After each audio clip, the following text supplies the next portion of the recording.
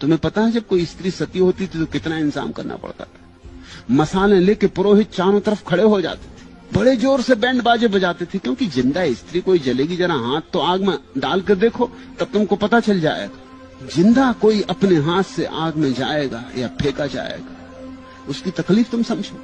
और उस पति के लिए जिसके साथ जिंदगी में कुछ मिला भी नहीं और अब मौत में ये मिल रहा है, उस पति के साथ जिसके साथ जिंदगी ये गुलामी थी और मौत में अब ये आखिरी नरक झेलना पड़ रहा है। दोनों तरफ मसाल लिए खड़े होते थे कि स्त्री अगर भागने लगे तो मसालों से धक्के देकर उसको वापस आग में डाल देते थे। भागेगा ही कोई, जरा तुम खुद ही सोचो।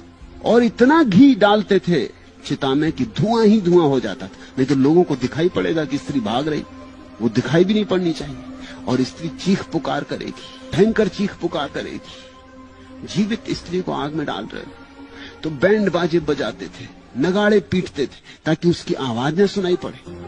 ये जबरदस्ती सती बनाया जा रहा है। फिर ऐसा आयोजन था कि अगर कोई स्त्री सती न हो तो उसका भयंकर अपमान होता था, वो प्रतिष्ठा से फिर नहीं जी सकती थी, फिर उसकी स्थिति वैश्या से गई बीती थी, फिर उसकी छाया भी पाप थी, छाया में भी अपशगुन था, फिर उसका जीना मौत से ज्यादा बदतर कर देते थे।